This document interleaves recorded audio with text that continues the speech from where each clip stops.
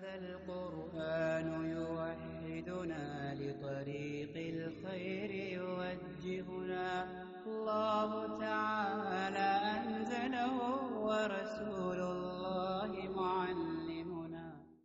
الحمد لله رب العالمين والصلاة والسلام على رسوله محمد وعلى آله وأصحابه أجمعين أما بعد فأعوذ بالله السميع العليم من الشيطان الرجيم بسم الله الرحمن الرحيم والنجم إذا هوى ما ضل صاحبكم وما غوى وما ينطق عن الهوى إن هو إلا وحي يوحى علمه شديد القوى ذو مرة فاستوى وهو بالأفق الأعلى.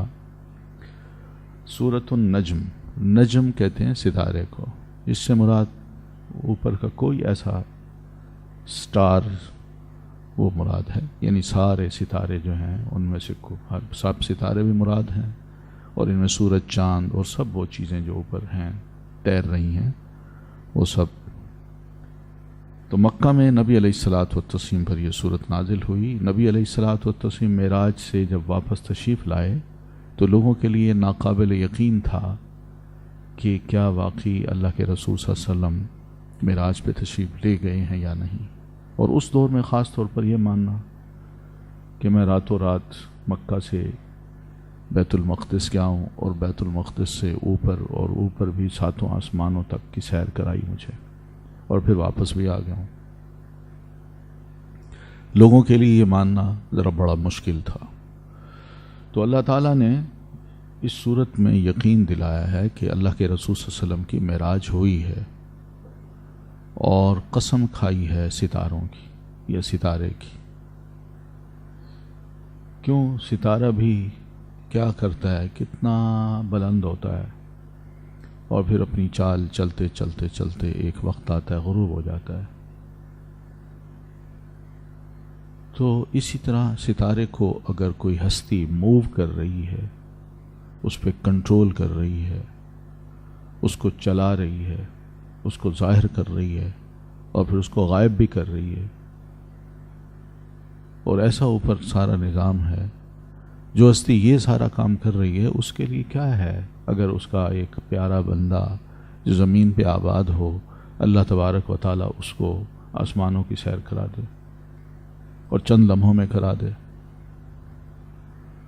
یعنی اگر اس دور میں دیکھا جائے تو ستاروں کی تو چال بڑی آہستہ آہستہ تھی نا. زمین پہ تو ہمیں بھی آج بھی یہی لگتا ہے بڑی آہستہ آہستہ چال ہے، مگر جو ان کی اپنی چال ہے فی الحقیقت وہ کتنی تیز ہے. تو اللہ تبارک و تعالیٰ آخر ان کو بھی تو فرشتوں کے ذریعے کنٹرول کیے ہوا ہے نا. تو اتنا بھاری جسم جو ستارے کا ہوتا ہے، یا سورج کو لے لیجیے، اور اس کے بعد جو اوپر ہیں کئی ستارے وہ سورج سے بھی کئی گنا بڑے ہیں، جو ہمیں بالکل معمولی نظر آتے ہیں، جو ان کو کنٹرول کر رہا ہے فرشتوں کے ذریعے. تو آپ سوچیں کہ اگر ان چلنے والے، دوڑنے والے، تیرنے والے ستاروں کی رفتار، ان کی اصل جو رفتار ہے وہ اگر اتنی تیز ہے، تو جو فرشتے ان کو کنٹرول کر رہے ہیں وہ کتنے تیز ہوں گے. تو یہ سب چیزیں اس وقت انسانی عقل میں آنے کی نہیں تھیں، بلکہ ایمان لانے کی تھی. آج بھی یہی چیزیں ہیں. آج بھی انسانی عقل 1500 سال کے بعد وہیں کھڑی ہے. اوپر کے سسٹم کو ابھی تک وہ جان ہی نہیں سکی. کل میں پڑھ رہا تھا کہ زمین پہ جو کچھ ہے ابھی انسان نے اس کا 5% جو ہے نا، صرف 5% دریافت کیا ہے. ابھی 95% جو ہے بہت کچھ ہے زمین میں، ابھی انسان وہ دریافت نہیں کر سکا. تو یہ تو ہم انسانوں کی حالت ہے. اور ہم اتنا بڑا حادثہ ہو، اتنا بڑا واقعہ ہو جس کا ایمان سے تعلق ہو، ہم اس کو اپنی عقل پہ پرکھیں. تو اللہ تعالیٰ نے عقل کو ذرا ایک طرف رکھ کے صرف اتنی بات سمجھائی، میں قسم کھاتا ہوں والنجمی، قسم ہے ستارے کی، اذا ہوا، جب وہ گرے یا جھکے. ہوا کا مطلب کیا ہوتا ہے؟ اوپر سے نیچے آنا. یعنی اسی طرح یہ جو روٹیٹ کر رہے ہیں اپنے اپنے مدار میں، اگر ان کو بھی دیکھیں تو ہر ستارہ یا ہر سیارہ اپنے اپنے مقام پہ یوں گھوم رہا ہے، اوپر بھی جا رہا ہے نیچے بھی آ رہا ہے، اوپر بھی جا رہا ہے نیچے بھی آ رہا ہے. ایک تو یہ مطلب بھی ہو سکتا ہے، دوسرا اس کا یہ مطلب بھی ہو سکتا ہے کہ واقعی کچھ ستارے ٹوٹ کے گرتے ہیں لیکن خلا میں گرتے ہیں، اور خلا میں گر کے پھر اس کے بعد بکھر جاتے ہیں. یہ کل ہم نے پڑھا تھا وَالسَّمَاءَ بَنَيْنَاهَا بِأَيْدٍ وَإِنَّا لَمُوسِعُونَ. آسمان کو ہم نے عید سے بنایا اور یقیناً ہم ہی اس کائنات کے اندر وسعت پیدا کرتے چلے جا رہے ہیں. وہ توڑ پھوڑ سے بہت کچھ اور بن رہا ہے، بہت کچھ اور بنتا جا رہا ہے، اور کائنات وسیع ہوتی چلی جا رہی ہے. تو یہ اس کا بھی ایک حصہ ہے. تو وَالنَّجْمِ إِذَا هَوَىٰ، قسم ہے ستارے کی جب وہ گرے. یعنی ایک ستارہ جس کو اللہ کی ذات کنٹرول کر رہی ہے فرشتوں کے ذریعے سے، وہ اگر موو کر سکتا ہے اللہ کے حکم سے اور گر سکتا ہے اللہ کے حکم سے، اور اس پر نگران فرشتے اس کو کنٹرول کر رہے ہوں، تو آپ سوچیے. اور بہت بڑی مخلوق ہو، بہت بڑی مخلوق. تو یہ چھوٹی سی زمین اور اس پہ بسنے والے انسان، اس کو اللہ تعالیٰ کنٹرول نہیں کر سکتا؟ کیا انسان کو اللہ تبارک و تعالیٰ اس طرح تیزی سے ایک مقام سے دوسرے مقام پہ نہیں لے جا سکتا؟ سوچنے کی بات ہے.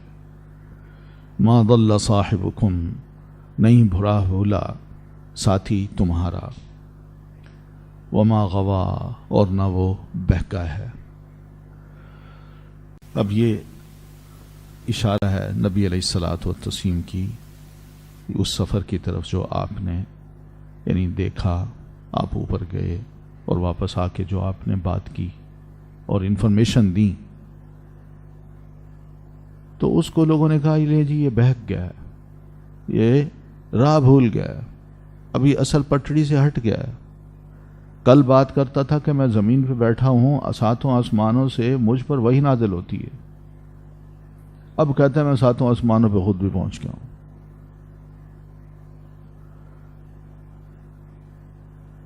یعنی لوگوں نے تو یہ سوچا نا اپنی عقل سے کہ یہ جو صاحب ہیں یہ راہ بھول گئے ہیں، اصل راہ سے اب ہٹ گئے ہیں.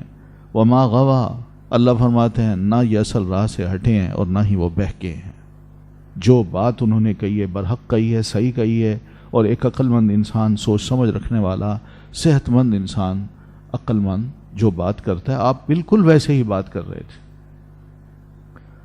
وما ينطق عن الهوى، اور نہیں وہ بولتا خواہش نفس سے. یہاں بتایا کہ رسول محترم نے جو بات بھی تمہیں کی ہے وہ اپنی طرف سے نہیں کی.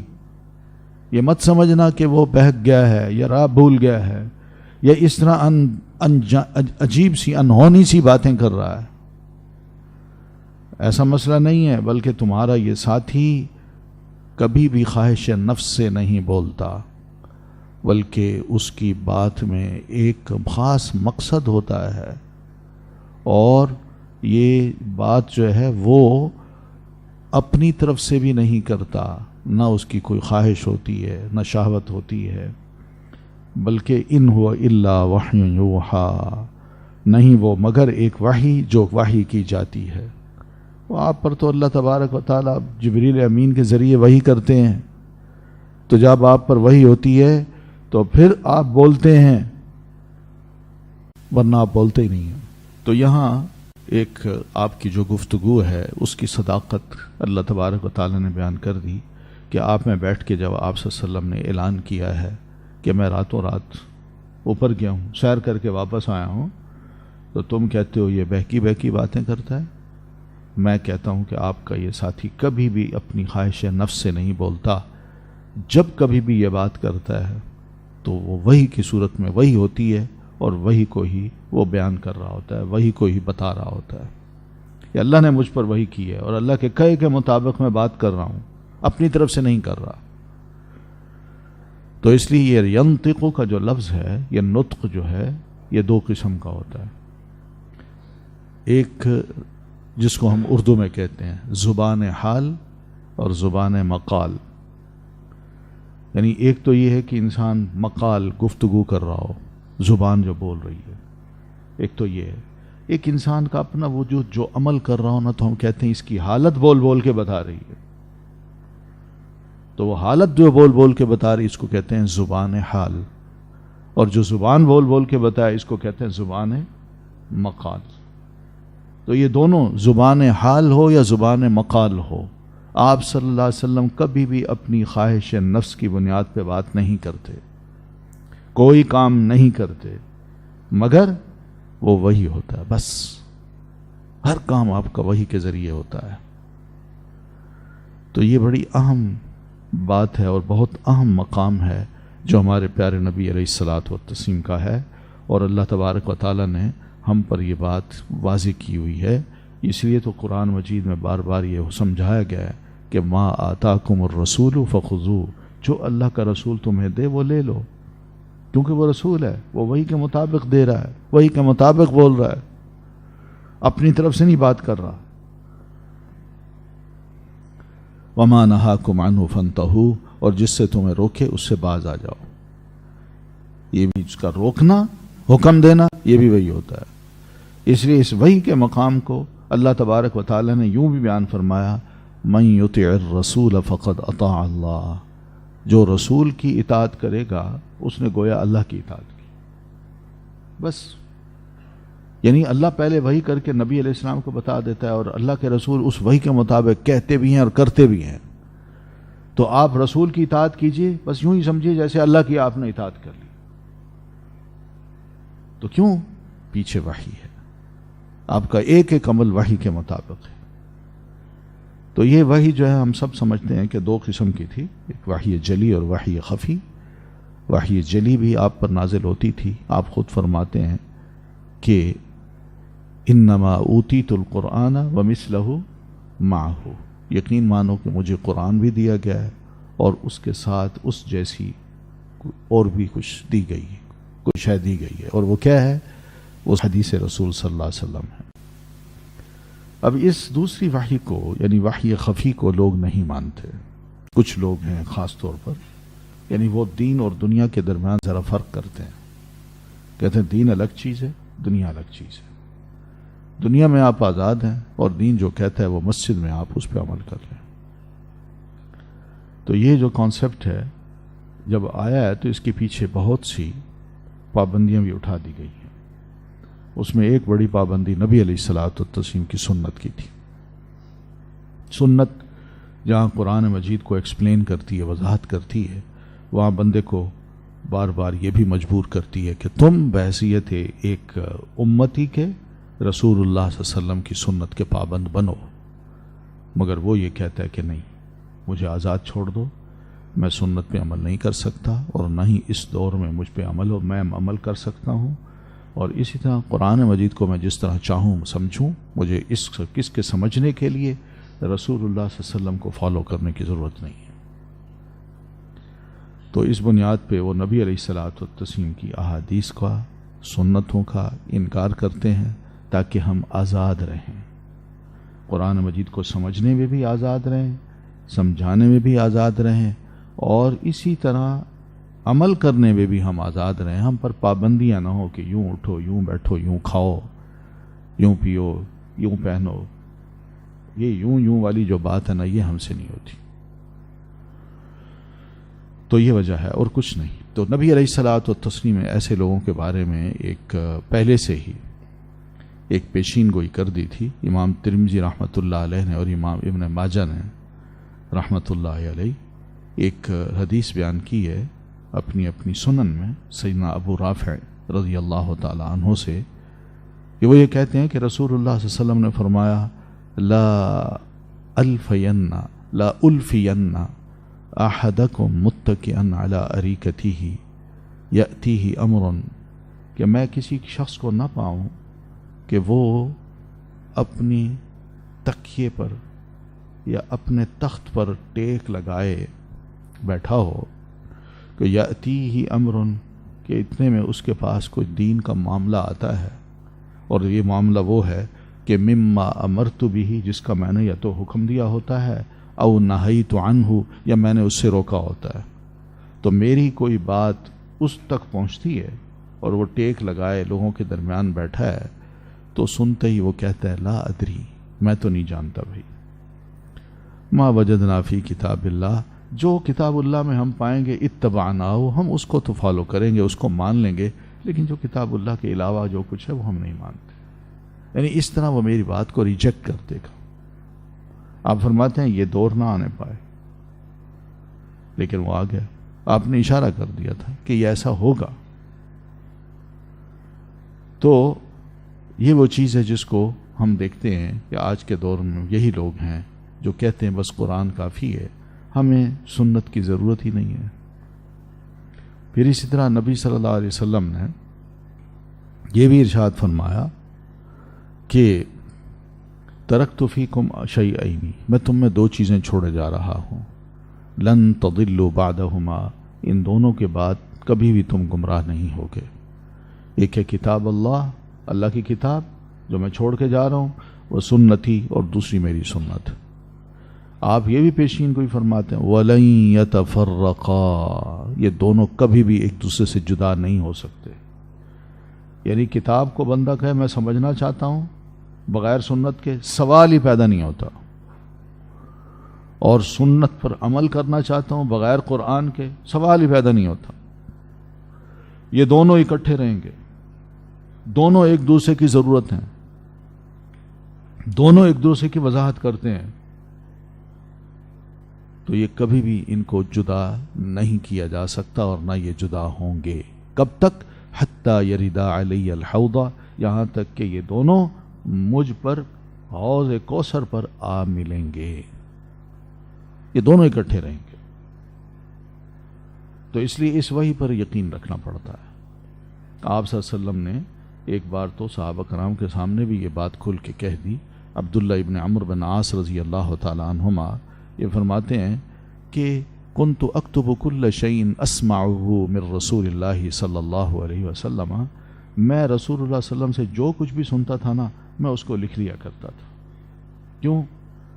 ارید حفظہ، میں یہ چاہتا تھا کہ مجھے بھی یاد رہیں یہ چیزیں، یا میں محفوظ کر لوں ایسی چیزوں کو کہ اللہ کے رسول صلی اللہ علیہ وسلم کا یہ ارشاد ہے. تو فنہتنی قریش، تو قریشی بزرگوں نے مجھے اس سے روک دیا کہ نہ لکھا کرو. وجہ یہ بتائی فقالوا انک تکتب کل شیء، کہ تم ہر بات نبی علیہ الصلوۃ والتسلیم کی لکھ لیتے ہو، تسمعہ من رسول اللہ، جو تم رسول اللہ صلی اللہ علیہ وسلم سے سنتے ہو. تو ورسول اللہ صلی اللہ علیہ وسلم بشر، جبکہ رسول اللہ ایک انسان ہے. یتکلم، آپ بولتے ہیں، فی الغضب والرضا، کبھی ناراض ہوتے ہیں کبھی خوش ہوتے ہیں، تو ناراضگی میں بھی آپ بولتے ہیں، خوشی میں بھی آپ بولتے ہیں، تو تم ہر بات نہ لکھا کرو. فامسکت عن الکتاب، عبداللہ کہتے ہیں میں نے لکھنا بند کر دیا. فذکرت ذلک لرسول اللہ صلی اللہ علیہ وسلم، تو میں نے رسول اللہ صلی اللہ علیہ وسلم کو عرض کی، بتایا کہ اللہ کے رسول معاملہ یہ ہے، میں آپ کی حدیث لکھا کرتا تھا، قریشیوں نے مجھے یہ کہہ کے روک دیا ہے. فأومأ بإصبعه فی إلی فیہ، تو رسول اللہ صلی اللہ علیہ وسلم نے یہ بات سنتے ہی اپنی انگلی کا اشارہ اپنے منہ کی طرف کیا، اس طرف.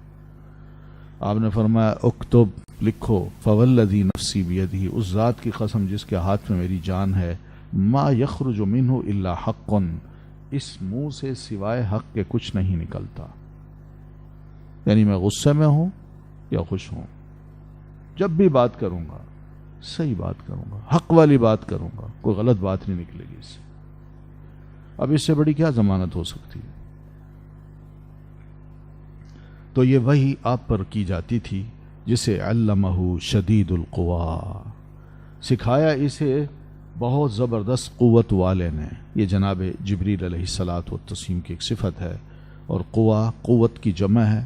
مراد یہ کہ اللہ تعالیٰ نے سیدنا جبریل علیہ الصلاۃ والتسلیم کو ایسی تخلیق بخشی ہے جو بڑی عجیب سی ہے، بڑی قوت والی ہے، اور قوت بھی بڑی زبردست ہے. ذو مرتن، جو بڑا زور آور ہے. ایک معنی تو یہ کرتے ہیں، لیکن دوسرا یعنی مرہ کا مطلب قوت بھی کرتے ہیں. یعنی بڑی قوت والا ہے. اور ایک مطلب اس کا سیدنا ابن عباس رضی اللہ تعالیٰ عنہما نے یہ بھی کیا ہے کہ ذو منظر حسن، کہ آپ انتہائی خوبصورت منظر والے تھے، بہت ہی خوبصورت تھے جبریل امین. اسی طرح امام قتادہ رحمۃ اللہ علیہ یہ لکھتے ہیں، یہ بیان کرتے ہیں کہ ذو خلق طویل حسن، انتہائی اخلاق والے تھے، لمبے تھے اور انتہائی خوبصورت تھے. تو یہ کوئی بھی معنی کر لیں. اگر ذو مرہ کا مطلب قوت والے کریں تو اس کا مطلب ہے کہ ان کی جسمانی حالت انتہائی صحیح سلامت ہے، ہر قسم کی آفات اور کیا کہتے ہیں آہات، یعنی انسان بولتا ہے نا تو وہ لکنت ہوتی ہے، اس میں بولتے ہوئے زبان اٹکتی ہے اس کی. تو سیدنا جبریل علیہ الصلوۃ والتسلیم اس میں بھی ایسے نہیں ہیں. جسمانی طور پر جہاں بالکل ٹھیک ہیں، قوت والے ہیں، اسی طرح بولنے میں بھی اللہ تبارک و تعالیٰ نے ان میں یہ صلاحیت رکھی ہے کہ ان کی آواز میں کبھی کوئی لکنت نہیں آتی. تو یہ ہے ذو مرہ. فاستوى، پھر وہ سیدھا کھڑا ہو گیا. ٹھیک ہے. فاستوى وهو بالافق الاعلی، اور وہ کنارے پر تھا بلند. یعنی جبریل علیہ الصلوۃ والتسلیم جو انتہائی طاقتور تھے، اللہ کے رسول صلی اللہ علیہ وسلم کے ساتھ تھے اور آپ افق اعلی میں تھے. افق اعلی کا کیا مطلب؟ یہی جو بات کی، کنارے پر تھے بلند، یعنی اب یہ اوپر کی بات ہو رہی ہے. نبی علیہ الصلوۃ والتسلیم کو جب یہ اوپر لے گئے تو اللہ کے رسول صلی اللہ علیہ وسلم نے یہ دیکھا کہ جناب جبریل علیہ الصلوۃ والتسلیم افق اعلی میں تھے. افق یہ جہاں سورج طلوع ہوتا ہے نا، اس کی جو روشنی اوپر جاتی ہے وہاں پر وہ تھے. یہ یعنی جناب جبریل علیہ الصلوۃ والتسلیم کو اس طرح رسول اللہ صلی اللہ علیہ وسلم دیکھتے ہیں. ثم دنا، پھر وہ قریب ہوا. فتدلی، پھر وہ اتر آیا.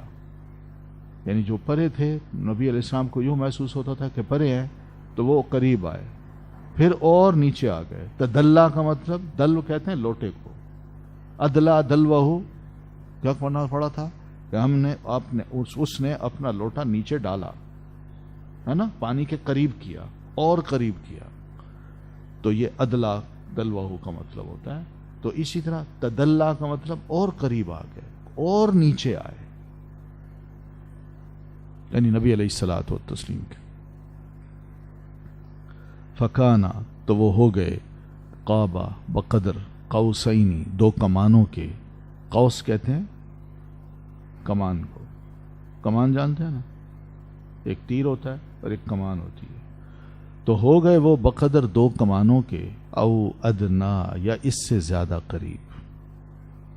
یعنی جبریل علیہ الصلوۃ والتسلیم نبی علیہ الصلوۃ والتسلیم کے اتنے قریب ہو گئے جیسے دو کمانوں کا فرق ہوتا ہے.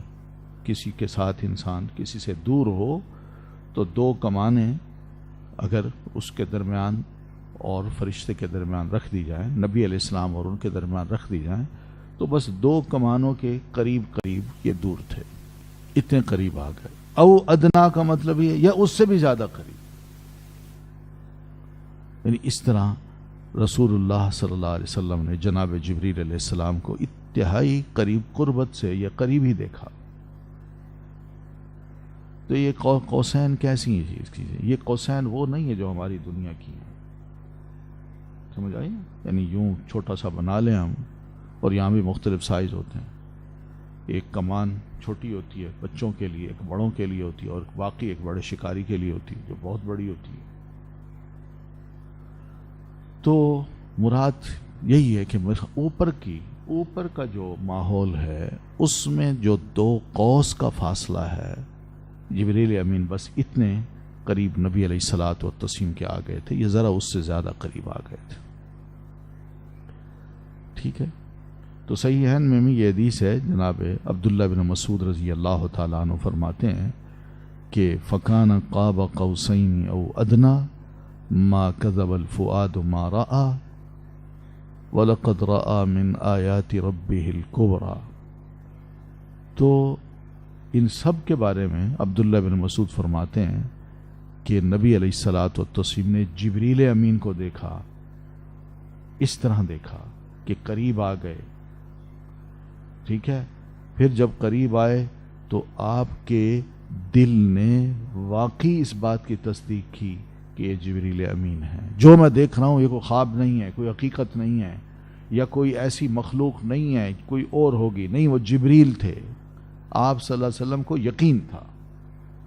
اور پھر اس کے ساتھ ساتھ اگلی جو آیت ہے وَلَقَدْ رَأَى مِنْ آيَاتِ رَبِّهِ الْكُبْرَى کہ رسول اللہ صلی اللہ علیہ وسلم نے اپنے رب کی آیات کو، نشانیوں کو دیکھا جو بڑی بڑی تھیں. ان میں ایک بڑی نشانی جبریل علیہ السلام کا یہ وجود تھا جو پیارے نبی علیہ الصلاۃ والتسلیم نے دیکھا. تو ان سب سے مراد نبی علیہ الصلاۃ والتسلیم کا جبریل امین کو دیکھنا ہے. یہ اس لیے میں بات کر رہا ہوں کہ لوگ کہتے ہیں کہ رسول اللہ صلی اللہ علیہ وسلم اللہ تعالیٰ کے قریب ہو گئے. وہ نبی علیہ السلام کو لے آتے ہیں کہ اللہ تعالیٰ کو رسول اللہ صلی اللہ علیہ وسلم نے دیکھا، بالکل قریب دیکھا، 2 کمانوں کے قریب آ گئے، بلکہ اس سے بھی زیادہ قریب آ گئے. یہ مراد نہیں ہے. آپ صلی اللہ علیہ وسلم سے پوچھا بھی گیا تھا، لوگوں نے واپس جب آپ تشریف لائے تو لوگوں میں یہ باتیں ہو رہی تھیں کہ آپ صلی اللہ علیہ وسلم نے اپنے رب کو دیکھا ہے. تو آپ سے ام المومنین نے یہ سوال کیا کہ کیا آپ نے اپنے رب کو دیکھا ہے؟ تو آپ فرماتے ہیں نور انا اراہ، وہ تو ایک نور ہے، میں کیسے وہ دکھایا جا سکتا ہوں؟ تو یہ مبالغہ ہوگا. یہاں مراد کون ہے؟ جبریل امین ہے. آپ نے جبریل کو دیکھا ہے، یہ ان کی صفات بتائی جا رہی ہیں. ٹھیک ہے نا؟ یعنی یہ کیسے ہو سکتا ہے کہ ثم دنا فتدلی؟ جبریل کے بارے میں تو اللہ فرما سکتے ہیں کہ وہ کنارے پر تھے، بلند تھے، جہاں سورج نکلتا ہے تو وہاں سے اوپر ذرا کنارے پر آپ جبریل امین تھے. اللہ تعالیٰ وہاں کیسے آ سکتا ہے؟ پھر اس کے بعد ثم دنا فتدلی، پھر وہ اور قریب آ گئے، پھر اور اتر آئے فکان قاب قوسین او ادنا. تو اللہ اور رسول اللہ صلی اللہ علیہ وسلم کے درمیان اگر کوئی فرق رہ گیا، فاصلہ رہ گیا، تو بس 2 کمانوں کا رہ گیا یا اس سے بھی قریب تھا. یہ معنی اگر کریں تو پھر بہت ہی غلط ہے. اب دیکھیے آگے، دیکھیے فاوحا. ٹھیک ہے، فاوحا تو اس نے وحی پہنچائی الی عبدہ، اس اللہ کے بندے کی طرف، ما جو اوحا اس نے وحی پہنچائی. یہ ہے کہ رسول اللہ صلی اللہ علیہ وسلم پر انہوں نے عین اس حالت میں وحی نازل فرمائی. تو یہ اللہ کے حکم سے اللہ کے بندے محمد صلی اللہ علیہ وسلم پر انہوں نے وحی کی، جیسا کہ وہ دنیا میں نبی علیہ الصلاۃ والتسلیم پر وحی لایا کرتے تھے، تو وہاں بھی وحی کر دی. تو یہ ہے. تو کبھی کبھی ہم جانتے ہیں کہ جناب جبریل علیہ الصلاۃ والتسلیم اپنی اصل صورت میں ایک دفعہ آپ صلی اللہ علیہ وسلم کو اپنی اصل صورت دکھا چکے تھے. پہلی وحی کے بعد جب زمانہ تھوڑا سا گزر گیا جس میں وحی نازل نہیں اتری، تو پھر دوسری وحی جب اتری ہے تو اس موقع پہ نبی علیہ الصلاۃ والتسلیم نے جناب جبریل کو دیکھا تھا. آپ خود فرماتے میں نے ان کو دیکھا کہ انہوں نے افق جو ہے نا، یہ سارا میرے سامنے، میرے اور آسمان کے درمیان جو پیچھے والی چیز تھی اس سب کو چھپا رکھا تھا. اتنے بڑے وہ جبریل تھے اور ان کے 600 پر تھے. یہ خود فرماتے ہیں، نبی علیہ الصلاۃ والتسلیم فرماتے ہیں. اس کا بھی ذکر آ رہا ہے. تو ایک تو یہ تھا، کبھی کبھی اصل صورت میں آتے تھے، کبھی بالکل نظر نہیں آتے تھے، اور کبھی انسانی صورت میں بھی آ جاتے تھے. تو یہ بہت بڑی جو مخلوق ہے، بہت بڑی مخلوق، فرشتہ، محترم فرشتہ، اس کو نبی علیہ الصلاۃ والتسلیم ان کو دکھایا گیا، آپ صلی اللہ علیہ وسلم کو، کہ آپ دیکھ لیں یہ اصل فرشتہ ہے جو آپ پر وہی نازل کرتا ہے. تو اللہ کی نشانیوں میں بہت بڑی ایک نشانی تھی جو اصل صورت میں جناب رسول اللہ صلی اللہ علیہ وسلم نے جبریل امین کو دیکھا. ٹھیک ہے. تو وہ آئے اور انہوں نے نبی علیہ الصلوۃ والتسلیم پر اس مقام پہ وحی نازل کی. تو جب وحی نازل کی تو ما کذب الفؤاد، نہ جھوٹ بولا دل نے، ما رآ، جو کچھ اس نے دیکھا. یعنی نبی علیہ الصلوۃ والتسلیم نے جناب جبریل کو جو ان کی اصل شکل میں دیکھا ہے، اللہ کے رسول صلی اللہ علیہ وسلم کے دل نے اس کو جھوٹ نہیں سمجھا، اور نہ دل نے آپ کو کوئی جھوٹ بول کے بتایا، کیونکہ دل ہی ہوتا ہے نا یقین کرتا ہے یہ کون ہے، یہ کوئی میں خواب تو نہیں دیکھ رہا، کیا حقیقت ہے، میں سو تو نہیں رہا، میں کہاں ہوں. یہ سب باتیں آپ ہوش میں سب کچھ دیکھ رہے تھے. تو جو کچھ آپ نے دیکھا آپ کے دل نے اس کو جھٹلایا نہیں، یا آپ کے دل نے جھوٹ نہیں بولا، یا آپ کو قائل کرے کہ بھئی تم جو دیکھ رہے ہو یہ جبریل ہیں. نہیں، حقیقت تھی، سچ بولا ہے دل نے کہ آپ جو کچھ دیکھ رہے ہیں یہ جبریل امین علیہ الصلوۃ والتسلیم ہے. تو یہ حقیقت تھی. تو اسی طرح بہرحال یہ بات چلتی رہی صحابہ کرام میں بھی، اور بعد میں بھی ہمارے ہاں تو ہمارے دور میں بھی یہ چل رہی ہے کہ کیا نبی علیہ الصلوۃ والتسلیم نے اللہ تعالیٰ کو دیکھا یا نہیں. ہم پڑھ چکے ہیں پہلے قرآن مجید میں کہ جناب کس نے خواہش ظاہر کی تھی کہ ربی ارینی انظر الیک، جناب موسیٰ علیہ السلام نے. تو اللہ تعالیٰ نے فرمایا لن ترانی، آپ مجھے بالکل نہیں دیکھ سکتے. اور جبریل جناب یونس جناب ابراہیم علیہ الصلوۃ والتسلیم نے جو اللہ تعالیٰ سے خواہش ظاہر کی تھی وہ یہ کی تھی، دیکھنا نہیں چاہتا لیکن میں یہ جاننا چاہتا ہوں کیف تحیی الموتى، تم مردوں کو زندہ کیسے کرتے ہو. یہ بھی خواہش تھی، مگر اس سے بڑی خواہش جناب موسیٰ علیہ السلام کی تھی، اس لیے کہ موسیٰ علیہ السلام سے ڈائریکٹ اللہ تعالیٰ بات کر رہے تھے. آواز سنی اور پھر آواز کے بعد یہ خواہش بھی ہوئی کہ یہ بولنے والا کون ہے، میں ذرا اس کو دیکھ تو لوں. تو اللہ نے فرمایا آپ بالکل نہیں دیکھ سکتے. تو اس لیے دنیا میں یہ کہیں بھی اللہ تعالیٰ نے کسی انسان کو جیتے جی اپنے آپ کو نہیں دکھایا. اگر دکھائے گا تو اہل جنت کو دکھائے گا بس، اور وہاں رسول اللہ صلی اللہ علیہ وسلم بھی ہوں گے اور اہل ایمان متقی لوگ بھی ہوں گے. وہ جنت کے اس عطیے کو یا اس دین کو جنت کی سب سے بڑی نعمت سمجھیں گے. ٹھیک ہے. ما کذب الفؤاد ما رأى، سمجھ آ رہی ہے نا ان چیزوں کو. میں اس لیے کہتا ہوں آپ دیکھیں گے معراج کی راتیں جب آتی ہیں، معراج کی رات جب آتی ہے تو بہت بڑے بڑے اجتماعات ہوتے ہیں، اور اس میں ان آیات کے معنی و مفہوم کو اس طرح بیان کیا جاتا ہے، جبکہ حقیقت کہ ہاں اس سے مراد کون ہے، اللہ نہیں ہے بلکہ جناب جبریل امین ہے. اللہ تبارک و تعالیٰ خود فرماتا ہے میں تو الرحمن علی العرش استویٰ، میں تو عرش پر ہوں. تو ہم عرش سے اتار کے نیچے لے آئے، یہ کیسے ممکن ہے؟ ہم کون ہوتے ہیں؟ پھر آگے فرمایا افتمارونہ علی ما یری، کیا پھر تم جھگڑتے ہو اس سے اوپر اس کے جو یرا وہ دیکھتا ہے. یعنی اب تم اس بات پہ جھگڑ رہے ہو کہ کیا نبی صلی اللہ علیہ وسلم نے جبریل امین کو بھی دیکھا یا نہیں، یا جیسے آپ فرما رہے ہیں کہ جبریل امین کے 600 پر تھے، یہ کیسے ممکن ہے؟ تو اللہ فرماتے ہیں کیا تم اس بات پہ جھگڑ رہے ہو جو نبی علیہ الصلوۃ والتسلیم نے جبریل کو دیکھا تو اس پہ کوئی کمنٹس دے رہے ہیں لوگ اور پھر اختلاف کر رہے ہیں آپس میں. تو مارا یماری اس کا مطلب کیا ہوتا ہے؟ آپس میں جھگڑنا. اس لیے نبی علیہ الصلوۃ والتسلیم یہ فرماتے ہیں کہ المراء فی القرآن کفر، قرآن میں جھگڑنا کفر ہے. یعنی اللہ کا کلام ہے بھائی، ایک کو سمجھ نہیں آتی تو دوسرا بضد اپنی اس بات کو مت منوائے. کیوں منواتا ہے اس سے؟ یا جس کو سمجھ نہیں آتی وہ اس بات کا انکار نہ کرے، خاموش ہو جائے، سمجھے پہلے قرآن مجید کو. تو افتمارونہ علی ما یری، کیا بھلا تم لوگو، یعنی یہ مشرک لوگ تھے، وہ نبی علیہ الصلوۃ والتسلیم کے بارے میں جھگڑ رہے تھے کہ اللہ تعالیٰ نے آپ صلی اللہ علیہ وسلم کو یہ ساری آیات اپنی نشانیاں کیسے دکھا دیں کہ آپ ساتوں آسمانوں پہ چلے گئے اور پھر اس کی پوری تفصیل آپ نے بتائی، یہ کیسے ممکن ہے؟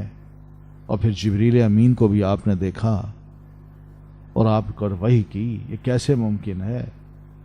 تو یہ ان کا جھگڑے تھے، مگر مومن نہیں جھگڑتا. صحابہ کرام اس معاملے میں بالکل نہیں جھگڑے. وَلَقَدْ رَآهُ، اور البتہ تحقیق اس نے دیکھا اسے، نزلتاً ایک مرتبہ، اخرى اور بھی.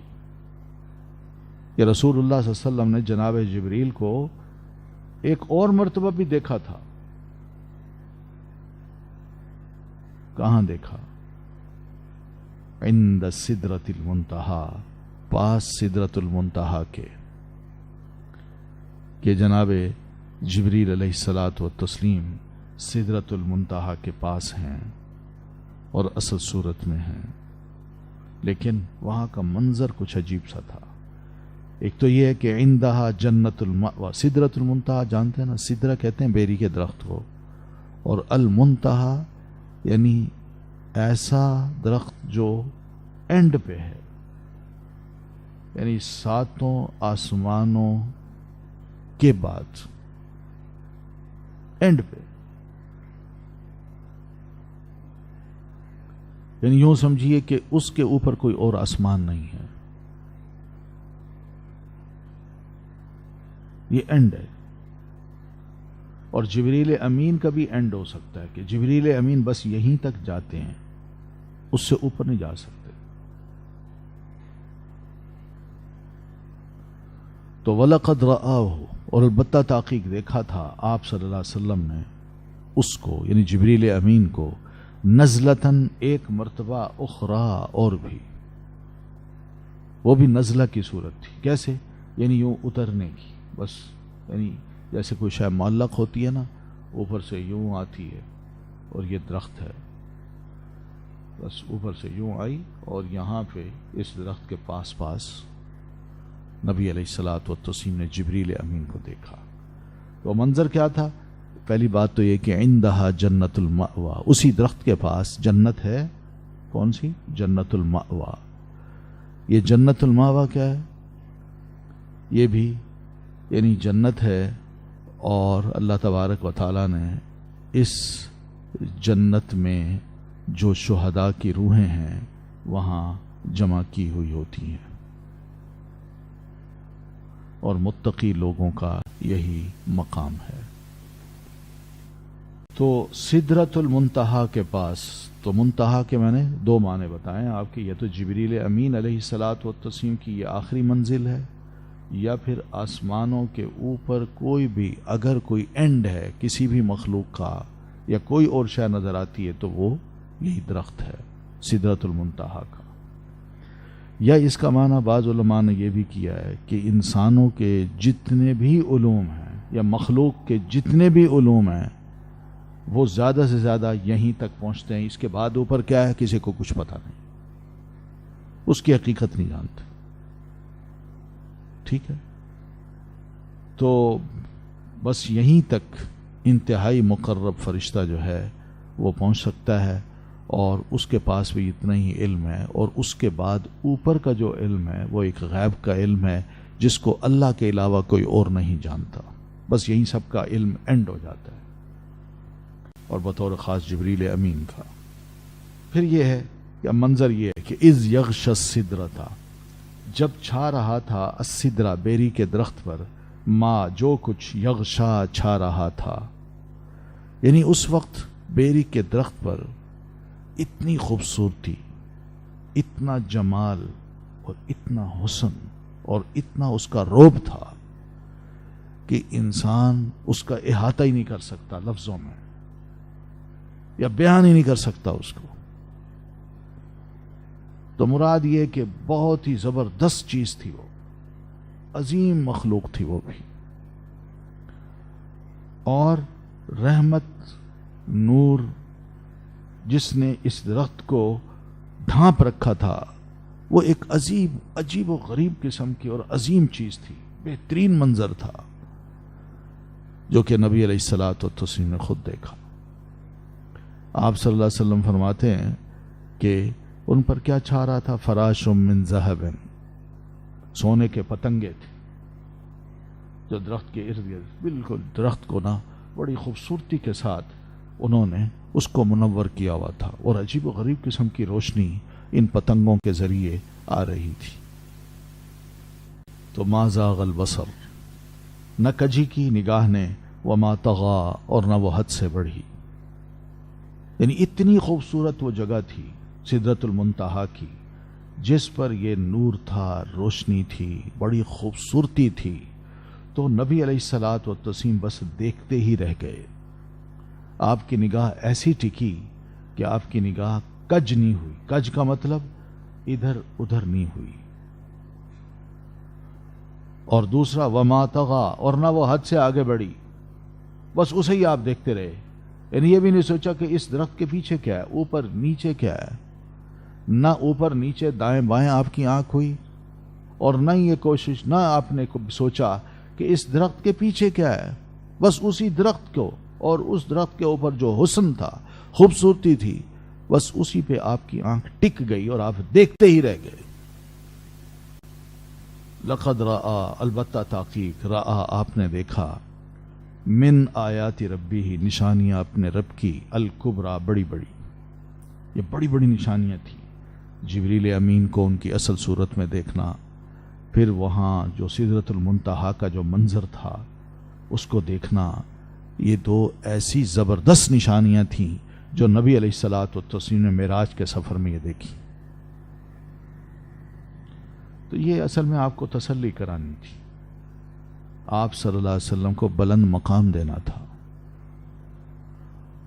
کہ آپ کا فیوچر کیسا ہے اور رب کے نزدیک آپ کا مقام کیا ہے۔ اوپر کی جو مخلوق ہے، جبریل امین جن کے ہیڈ ہیں، وہ کتنے خوش ہوئے ہیں کہ آپ نے ان کو اپنی اصل شکل میں دیکھا ہے۔ اللہ نے حکم دیا دکھائیے ان کو اپنی اصل شکل، اتنی خوبصورتی۔ اور پھر اس کے بعد درخت کے اوپر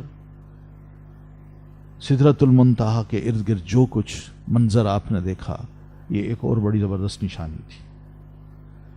تو یہ وہ نشانیاں تھیں جو اللہ کے رسول صلی اللہ علیہ وسلم کو اوپر لے جا کے دکھائی گئیں، اور جس کا مقصد یہی تھا کہ اللہ کے رسول، آپ کا مرتبہ بہت بلند، آپ حقیقت میں اللہ کے نبی، آپ حوصلہ کیجئے۔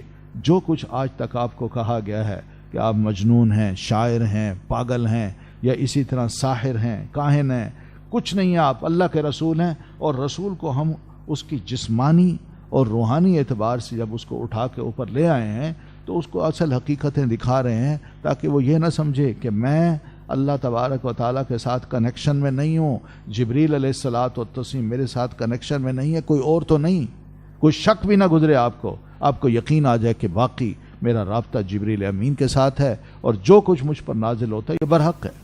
یہ وجہ تھی، کیونکہ لوگ بار بار جو جس ماحول میں انسان رہے اور سمجھدار لوگ وہاں موجود ہوں، وہ بار بار کہیں، یہ ہیمرنگ ہوتی ہے، بار بار کہیں نہیں آپ اللہ کے رسول نہیں ہیں، آپ جھوٹ بولتے ہیں، آپ پاگل ہیں، آپ کاہن ہیں، آپ شاعر ہیں۔ تو انسان ایک کمزور ہے، وہ اسے سوچتا ہے یار واقعی کوئی ایسی بات تو نہیں کہ میں کوئی پاگلوں والی باتیں تو نہیں کرتا۔ تو آپ کو تسلی دلانے کے لیے کہ اللہ کے رسول، آپ واقعی اللہ کے رسول ہیں، یہ آپ کا مقام ہے، یہ مرتبہ ہے آپ کا، آپ کو ہم یہاں لے آئے ہیں، آپ کو اپنی نشانیاں دکھا رہے ہیں تاکہ آپ کو اور یقین آ جائے۔ یہ اصل چیز ہے۔ پھر اس کے بعد اللہ تعالیٰ فرماتے ہیں افرأیتم، کیا پھر دیکھا آپ نے، اللات، لات، والعزیٰ اور عزیٰ کو، ومناتا اور منات، الثالثہ تیسری، الاخرى ایک اور کو۔ یہ تین دیویاں ہیں، لات، منات اور عزیٰ۔ مشرکین ان کو ان کے بت بنا کے ان کی پوجا کیا کرتے تھے اللہ تعالیٰ کو چھوڑ کر، اور پھر خاص طور پر خانہ کعبہ میں ایسے بتوں کو انہوں نے نصب بھی کیا ہوا تھا۔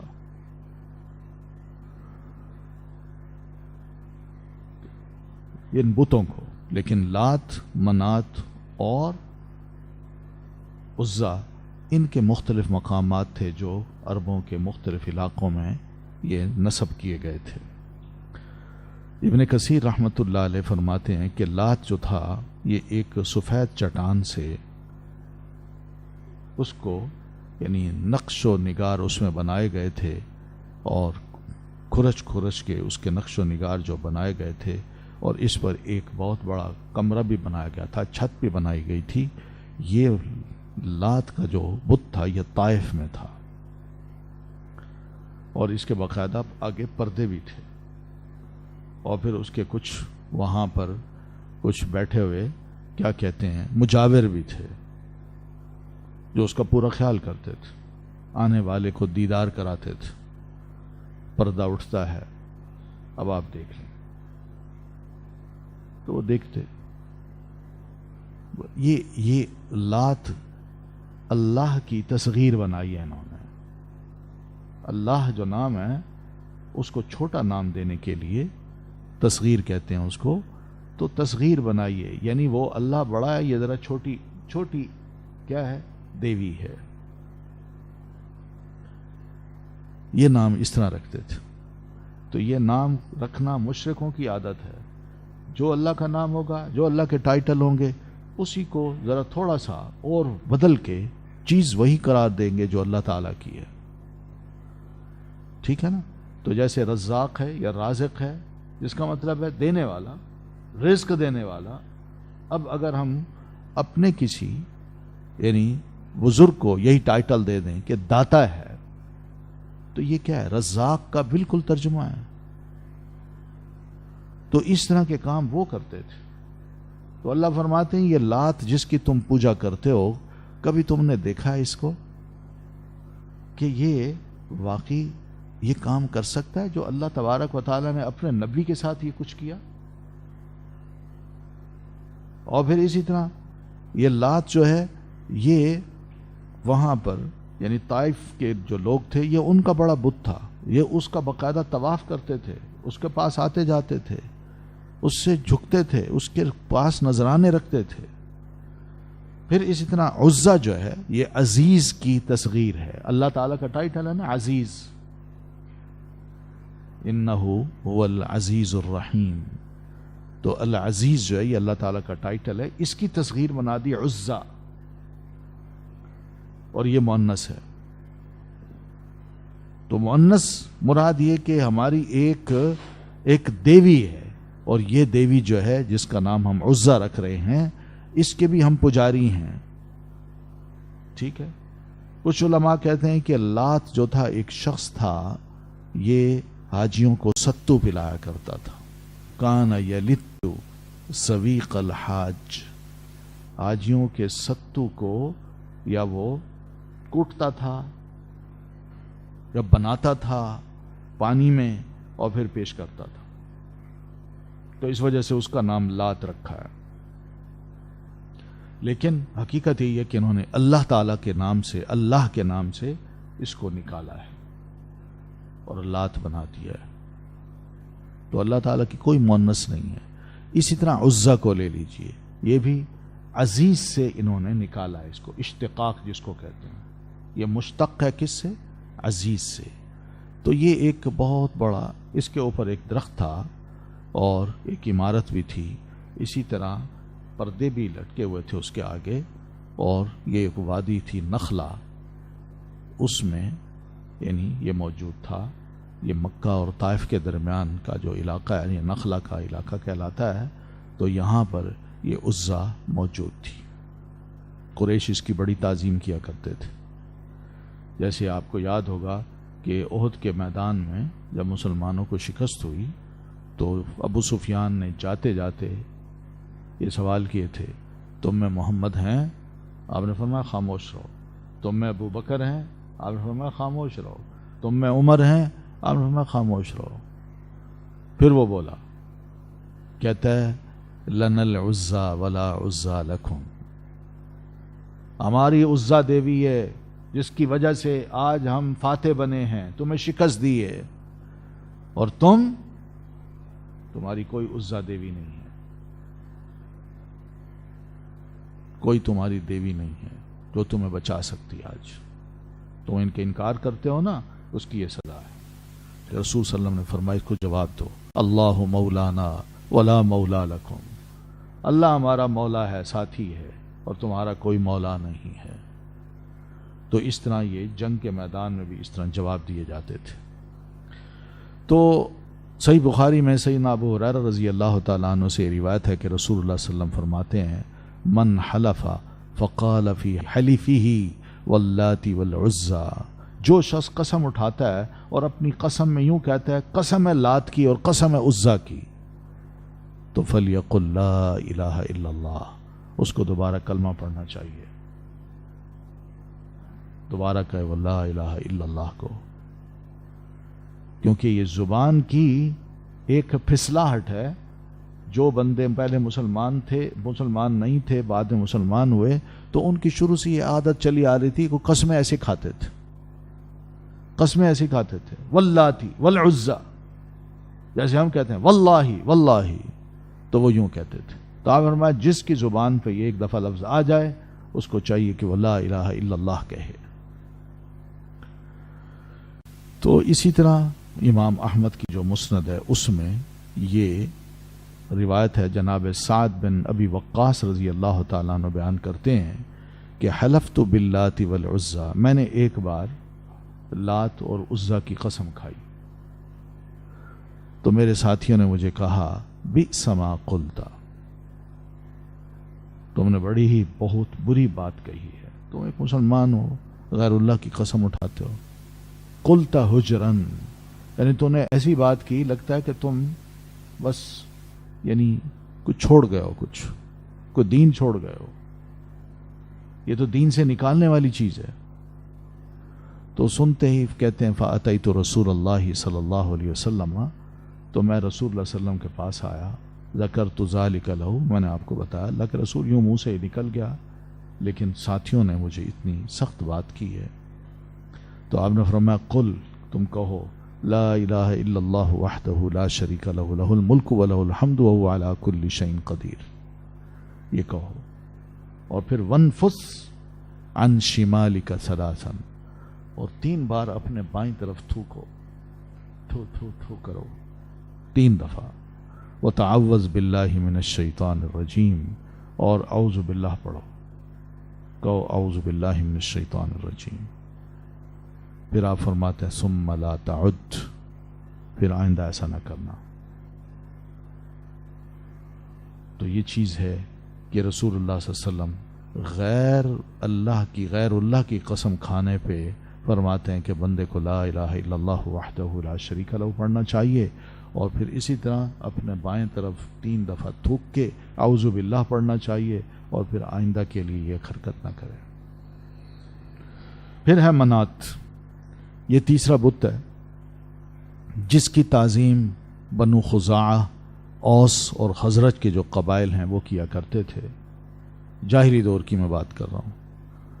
اور وہیں سے جا کے حج کا احرام باندھتے، وہیں سے کیا کہتے، لبیک کہتے، تلبیہ کہتے، اور پھر اس کے بعد یہ چلتے تھے. اس قدر احترام تھا ان کا. تو یہ مکہ اور مدینہ کے درمیان یہ مشلل نام کی ایک جگہ ہے قدید میں، وہاں یہ بت نصب تھا. تو کچھ انصار صحابہ جو ہیں جنہوں نے منات کے بت پہ آ کے احرام باندھے تھے، یا وہاں پہ تلبیہ کہا تھا اور اعلان کیا تھا، اناؤنس کیا تھا کہ ہم عمرہ کرنے جا رہے ہیں، یا اناؤنس کرتے تھے یا حج کرنے جا رہے ہیں، تو انہوں نے آ کے نبی علیہ الصلاۃ والتسلیم سے عرض کی اللہ کے رسول کننا لا نطوف بین الصفا والمروۃ تعظیما لمنات، ہم جب حج کرنے جاتے تو خانہ کعبہ کا طواف تو کر لیتے تھے، مگر صفا اور مروہ کے درمیان سعی نہیں کرتے تھے. کیوں؟ منات کی تعظیم کے لیے، کہ کہیں منات ناراض نہ ہو جائے. ایک دیوی ہے ہمارے پاس، تو باقیوں کو ماننے کی کیا ضرورت ہے، صفا اور مروہ کو، کیونکہ وہ بھی دیویاں تھیں. تو اس دیوی کو، منات کو، ہم ان دونوں دیویوں سے بڑا سمجھتے تھے. تو جب ہم اس کے پاس ہو آئے تو یہاں آنے کی ضرورت ہی محسوس نہیں کرتے تھے. تو اس وجہ سے یہاں صفا اور مروہ کے درمیان ہم کوئی طواف نہیں کرتے تھے، سعی نہیں کرتے تھے، یعنی اس حد تک اس کا احترام تھا۔ تو اس آیت کے بارے میں امام بخاری رحمۃ اللہ علیہ فرماتے ہیں کہ سیدنا عروہ بن زبیر انہوں نے ومنات الثالثۃ الاخری کے بارے میں ام المومنین سے پوچھا یہ کیا مراد ہے اس سے، تو انہوں نے یہی کہا کہ انما کان من اہل لمنات الطاغیۃ التی بالمشلل لا یطوفون بین الصفا والمروہ، جو لوگ منات پہ آ کے یہی یعنی احرام باندھنے کی یا یعنی لبیک کہنے کی کوشش کرتے تھے، تو جو یہاں کر لیتے تھے تو وہ بعد میں مکہ آ کے صرف بیت اللہ کا طواف کرتے تھے، صفا اور مروہ میں کوئی بھی وہ سعی نہیں کرتے تھے۔ تو اللہ تعالیٰ نے پھر یہ آیت اتاری کہ ان الصفا والمروہ من شعائر اللہ، کہ لوگوں صفا اور مروہ تو اللہ کی نشانیوں میں سے ایک نشانی ہے۔ تو پھر رسول اللہ صلی اللہ علیہ وسلم نے بھی وہاں سعی کی اور مسلمانوں نے بھی کی۔ تو بہرحال یہ 3 بت تھے جو انتہائی مشہور تھے پورے خطہ عرب میں، اور عرب حضرات ان کی تعظیم بالکل ایسے کرتے تھے جیسا کہ خانہ کعبہ کی تعظیم کرنی چاہیے۔ تو رسول اللہ صلی اللہ علیہ وسلم نے فتح مکہ کے بعد جناب خالد بن ولید رضی اللہ تعالیٰ عنہ کو چھوٹا سا ٹرپ دے کے بھیجا کہ تم جاؤ اور عزا کے پاس، یہ دیوی جو مکہ اور مدینہ کے درمیان ہے نا، کہاں ہے یہ؟ طائف اور مکہ کے درمیان ہے، نخلا کے مقام پر، اس کو جا کے ڈھاؤ۔ تو جناب خالد بن ولید 30 نوجوان جو گھوڑ سوار تھے ان کو لے کے وہاں گئے، تو انہوں نے اس کو گرا دیا، جا کے نا اس بلڈنگ کو گرا دیا یا اس درخت کو گرا دیا۔ پھر واپس آئے تو رسول اللہ صلی اللہ علیہ وسلم نے پوچھا خالد حل رأیت شیئا، جب تم نے اس کو گرایا تھا وہاں کوئی شے دیکھی تھی؟ تو انہوں نے کہا نہیں۔ آپ نے فرمایا نہیں، پھر تم نے گرایا کچھ نہیں، دوبارہ جاؤ اس کو اچھی طرح گراؤ۔ تو جناب خالد بن ولید وہاں دوبارہ گئے تو انہوں نے اپنی تلوار میان سے نکالی ہوئی تھی کہ کوئی شے نظر آئی تو میں اس کو ختم کروں گا۔ تو جا کے انہوں نے جو ہی گرایا تو اندر سے وہ جو درخت تھا یا اس کا جو تنا تھا، اس تنے کے اندر کھود کے وہ بنایا گیا تھا، اس کے اندر سے ایک بڑھیا عورت نکلی، زندہ بڑھیا عورت، اور کالی تھی، کالی عورت تھی، بلیک عورت، اور پھر اس کے جسم پہ کوئی کپڑا بھی نہیں تھا، وہ وہاں تھی۔ اس نے اپنے سر کے بالوں کو بھی یوں پھیلایا ہوا تھا۔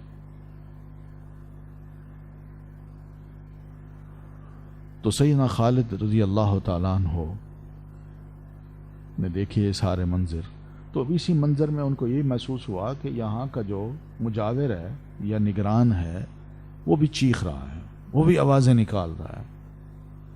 تو پہلے تو سیدنا خالد بن ولید رضی اللہ تعالیٰ عنہ نے اس عورت پر حملہ کیا اور اس کے 2 ٹکڑے کر ڈالے،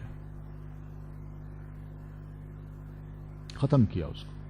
پھر واپس آئے نبی علیہ الصلوۃ والتسلیم کے پاس، آپ کو عرض کیا اللہ کے رسول میں نے تو یہ ایک عورت دیکھی تھی وہاں، وہ اس تنے سے باہر نکلی اور اس طرح اس کی حالت تھی۔ آپ نے فرمایا ہاں تلک العزا، یہ عزا تھی جو درخت کے اندر بیٹھتی تھی، پردے ڈالے ہوئے تھے اور لوگ سمجھتے تھے کہ درخت یا اس کی اندر جو دیوی ہے وہ بولتی ہے، وہ ہماری باتوں کو جانتی ہے۔ یہ باقاعدہ ٹیکٹکس ہوتے ہیں جو لوگ استعمال کرتے ہیں، پردے ڈال دیے، کہا یہ درخت ہے یا یہ ساتھ اس کی کچھ بنا ہوا ہے اور اس کے اندر سے جو آواز آتی ہے یہی تو ہمارا خدا ہے، لیکن اس تک بات پہنچانے کے لیے یہی جو مجاور ہوتے ہیں اپنے طریقے استعمال کرتے ہیں، پردے ڈال کے یوں گئے، ملے، بات کی کہ فلاں آ رہا ہے، تو بات باہر آ گئے اور پھر اس کے بعد وہ بولنا شروع ہو گئی، تو وہ سمجھتا تھا کہ واہ یہ تو دیوی بہت کچھ جانتی ہے۔ تو یہ مصیبت تھی، اس طرح کے دھوکے دینے کے لیے یہ کام انہوں نے شروع کر رکھے تھے۔ تو اسی طرح آپ صلی اللہ علیہ وسلم نے تو بہرحال اس کا جب ختم ہو گیا، اس کو خاتمہ کر دیا اس عورت کو، تو اس کے بعد آپ صلی اللہ علیہ وسلم نے فرمایا قد ایست ان تعبد فی بلادکم ابدا، اب یہ عزا جو ہے نا بالکل مایوس ہو گئی، اب تمہارے خطے عرب میں اس کی دوبارہ کبھی عبادت نہیں کی جائے گی، ہم نے خاتمہ کر دیا اس کا۔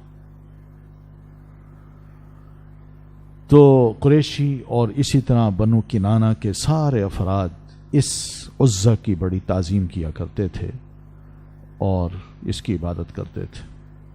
پھر دوسرے جو خدا تھے جس کا نام لات ہے، یہ طائف میں ان کا بت تھا، تو ابن اسحاق نے اپنی سیرت میں یہ بیان کیا ہے کہ اس کے بھی جو وہ مجاور تھے وہ بنو معتب کے تھے، یہ خاندان ہے بنو معتب۔ تو رسول اللہ صلی اللہ علیہ وسلم نے ان کی طرف مغیرہ بن شعبہ رضی اللہ تعالیٰ عنہ کو اور ابو سفیان رضی اللہ عنہ کو، جو کہا کرتے تھے لنا العزا ولا عزا لکم، اب وہ مسلمان ہو گئے، تو ان دونوں کو آپ نے بھیجا کہ جاؤ تم دونوں جا کے اس بت کو گراؤ۔ تو وہ گئے، تو انہوں نے نہ صرف وہاں گرایا بلکہ اس جگہ وہ مسجد بنا دی، طائف کی ایک بڑی مسجد بنا دی کہ اللہ کی عبادت ہوگی۔ تو بہرحال اس طرح ایک ایک کر کے آپ صلی اللہ علیہ وسلم نے جزیرت العرب میں جو بڑے بڑے بتوں کے آستانے تھے یا بت نصب تھے، وہ آپ نے ایک ایک کر کے ختم کروا دیے۔ تو پھر اسی طرح بعد میں کوئی مختلف سلطنتیں آئیں، وہ اپنے اپنے علاقوں میں پھر یہی کام شروع کرتی رہیں حکومت کی سرپرستی میں۔ تو یہ سلسلہ چلتا رہا یہاں تک کہ ہمارے پچھلے دور میں، یعنی ہم سے پہلے کی جو جنریشن ہے، اس جنریشن میں الحمدللہ یہ انقلاب آیا سعودی عرب میں، اور انہوں نے سارے خطے عرب میں، سعودی عرب کے پورے علاقے میں جہاں کہیں بھی اونچی نیچی کوئی ٹیڑھی سیدھی کوئی عمارت ایسی دیکھی ہے تو اس کو گرا دی کہ یہاں پوجا ہوتی ہے غیر اللہ کی، نہ، اس کو ختم کر دیا۔ تو اللہ فرماتے ہیں تم نے لات کو دیکھا، عزا کو دیکھا اور تیسری دیوی منات کو دیکھا، کیا ان کے پاس کوئی چھوٹی سی قدرت ہے کہ اللہ تعالیٰ اتنا بڑا کام کرتا ہے؟ رسول اللہ صلی اللہ علیہ وسلم کو زمین سے لے کے ساتوں آسمانوں کی سیر کراتا ہے اور اتنے اہم مناظر آپ کو دکھاتا ہے، رب کی بڑی بڑی نشانیاں رسول اللہ صلی اللہ علیہ وسلم اپنی آنکھوں سے دیکھتے ہیں اور آپ کو یقین آ جاتا ہے یہ اللہ کے کام ہے۔ کیا اس کے مقابلے میں تم جانتے ہو کہ تمہاری لات منات اور عزا یہ کام کر سکتے ہیں؟ ان کے پاس اتنی طاقت اور ہمت ہے؟ وہ تو زمین میں یار ان کو دفن کیا، تم نے بند کیا، انہوں نے ان کو کمروں میں باندھ رکھا ہے، وہ ہل نہیں سکتے۔ کیا یہ اللہ کا مقابلہ ہے؟ مقابل ہے؟ کچھ تو غور کرو۔ افرأیتم، جس کا مطلب ہے کبھی غور کیا تم نے؟ الکم الذکر ولہ الانثی، کیا تمہارے لیے ہیں لڑکے اور اس کے لیے ہیں لڑکیاں؟ ایک عجیب سا کام تم نے یہ بھی کیا کہ اللہ کے لیے بیٹیاں بنا دیں اور اپنے لیے بیٹے بنا لیے۔ اللہ فرماتے ہیں تلک اذن قسمۃ ضیزیٰ، یہ تب ایک تقسیم ہے نا انصافی کی کہ فرشتوں کو کہتے ہو اللہ کی یہ بیٹیاں ہیں اور اپنے لیے بیٹی کی بات کریں تو تمہارا چہرہ جو ہے نا وہ غصے میں آ جاتے ہو، تم اپنے لیے بیٹے پسند کرتے ہو۔ یہ عجیب سی تقسیم ہے، اور یہ بیٹیاں ساری بنا رکھی ہیں، کہتے ہیں یہ اللہ کی بیٹیاں ہیں، لات منات عزا، مؤنث ہے نا، اور اللہ کی بیٹیوں کو تم نے باندھ رکھا ہے۔ یہ کیا یعنی عجیب و غریب قسم کے کانسیپٹس تھے۔ یعنی لات کا بت جو بنایا تو یہ سوچ کے بنایا کہ کوئی فرشتہ ایسا ہوگا، اور فرشتے اللہ کی بیٹی ہیں، تو اس لیے ایسا ہوگا تو ایسے بنا لو۔ منات ہے تو وہ بھی ایسے، اور عزا کا ہم نے پڑھ لیا۔ تو اللہ فرماتے ہیں یہ عجیب سی تقسیم جو تم نے کی ہے کہ اپنے لیے تو بیٹے اور اللہ کے لیے بیٹیاں بنا دیں، اور پھر ان بیٹیوں کی تم پوجا کرتے ہو۔ سنو، انہیا نہیں ہے یہ، الا مگر اسماء کچھ نام ہیں، سمیتموہا نام رکھے تم نے ان کے۔ اللہ فرماتے ہیں سیدھی سی بات ہے کہ تم نے کفر اور جھوٹ کی بنیاد پہ یہ نام خود گھڑے ہیں، خود گھڑے ہیں تم نے، تاکہ تم بتوں کو نام دے کے ان کی عبادت کر سکو اور کروا سکو، اور ان کو تم نے کہا یہ معبود ہیں۔ تم نے یہ نام رکھے یا پھر تمہارے آباء و اجداد نے نام رکھے، پچھلوں سے چلے آ رہے ہیں. لیکن حقیقت یہ کہ ما انزل اللہ بہا سلطان من سلطان، اللہ تعالیٰ نے اس کے لیے کوئی دلیل، کوئی مستند بات نہیں اتاری. نہ تمہارے پاس کوئی مستند بات ہے، نہ کوئی دلیل ہے کہ اس کے نام ہم نے رکھے ہیں تو کیوں رکھے ہیں اور کیا کس وجہ سے رکھے ہیں. بس نام ہے، تم نے رکھ لی، ورنہ ہے تو بت. خدا تو ہے ہی نہیں، وہ کچھ کر ہی نہیں سکتے، نہ کچھ نقصان دے سکتے ہیں نہ فائدہ. نام ہے، بس ان ناموں کی پوجا کی جا رہی ہے. لات، منات، عزا، نام. اور نام رکھا جائے تو لوگ اس سے بڑے متاثر بھی ہوتے ہیں، کیونکہ نام کے بغیر کام ہی نہیں ہوتا. آج بھی دیکھ لیں کتنے نیک بزرگ تھے، صحابہ کرام ہیں، صحابیات ہیں، یا ہماری تاریخ میں بڑے اچھے اچھے نیک بزرگ اور بھی گزرے ہیں، مگر صرف اپنے نام سے پہچانے جاتے ہیں. ان کو کوئی بڑا نہیں سمجھا جاتا. ہاں اگر ان کے نام ایسے رکھ دیے جاتے جس میں کوئی بڑائی نظر آتی تو یقیناً ان کو بھی خدائی کا مقام دے دیا جاتا. تو یہ نام ہوتے ہیں کسی کا رکھ دیا جائے، اور نام بھی یہی مبالغہ میں ہے. یہ نام ہے، نام. ان ناموں کو انتہائی مبالغے کا مفہوم دے کے لوگوں کو یہ باور کرایا گیا کہ یہ بڑی بڑی شے بڑی ہے. کچھ بھی نہیں ہے بھائی، یہ نام ہے، ورنہ ہے تو بت. وہ ان کی حیثیت ہی کیا ہے؟ تو یہ نام یا تو تم نے رکھے ہیں، تمہارے باپ دادا نے رکھے ہیں. اللہ تعالیٰ نے آسمان سے کوئی ایسی دلیل نہیں اتاری جو لکھی ہوئی ہو کتاب کی صورت میں، یا تمہارے پاس کوئی ایسی بات ہو جو یہ واضح کرے کہ واقعی ہمارے لیے یہ ایک مستند بات ہے. تو بہرحال تم سب ان ناموں کی تعظیم کرتے ہو، جبکہ نام اللہ کے بھی ہیں. ان ناموں کو اگر تم پہچان لو جو اللہ تعالیٰ کے نام ہے، وہ بڑے خوبصورت نام ہیں. لیکن تمہارے یہ نام جو ہے نا، اس میں مبالغہ آ رہی ہے، اور اس مبالغہ میں تم نے کیا کیا ہے؟ ان بتوں کو خدائی منصب دے دیا ہے، جو کہ ناجائز ہے. تو یہاں بتایا الکم الذکر والانثی تلک اذن قسمۃ ضیزی ان ہی الا اسماء سمیتموها انتم وآباؤکم ما انزل اللہ بها من سلطان. پھر اللہ تعالیٰ فرماتے ہیں ان یتبعون الا الظن، نہیں وہ پیروی کر رہے مگر ظن کی. ظن سے کیا مراد ہے؟ گمان. گمان ہے کہ ہاں یہ نام ہے، ہمارا خیال ہے کہ شاید یہ اس طرح کے کام کر سکتے ہیں، ہمارا خیال ہے کہ یہ بڑی اچھی دیوی ہے اس لیے اس کا نام رکھا ہے. تو یہ ظن ہے بس، یہ حقیقت نہیں ہے. اور پھر وما تہوی الانفس، اور یہ پیروی کرتے ہیں اس کی جو ان کے نفس خواہش کرتے ہیں. یعنی یہ نام ان کے نفسوں کو بڑے اچھے لگے، انہوں نے پہلے نام گھڑے، پھر نام رکھے، اور پھر اس کے بعد بس اپنی خواہش نفس کی یہ پجاری بن گئے اور لوگوں کو اس کی دعوت دیتے رہے. ورنہ حقیقت تو یہی ہے کہ یہ بے بس ہیں، پتھر ہیں، بے جان ہیں، بے روح ہیں، نہ سنتے ہیں نہ سمجھتے ہیں. یہ حقیقت ہے ان کی. لیکن اس کے مقابلے میں وَلَقَدْ جَاءَهُم مِّن رَبِّهِمُ الْهُدَىٰ، ان کے پاس آ چکی ہے ان کے رب کی طرف سے ہدایت. یعنی اللہ تعالیٰ نے نبی علیہ الصلاۃ والتسلیم پر وحی نازل کر کے آپ کو ایک تو نبوت کا شرف عطا فرمایا، اور دوسری بات یہ کہ وحی نازل کر کے قرآن مجید عطا کیا. مگر یہ قوم ہے اس قرآن مجید کو بھی جھٹلاتی ہے اور اپنی خواہشات کے پیچھے چلتی ہے. یہ اصل بات ہے. تو اب جو حقیقت ہے ہدایت، اس کو تو یہ قبول نہیں کر رہے، مگر اپنے نفس کی خواہش اس کے پیچھے چل رہے ہیں.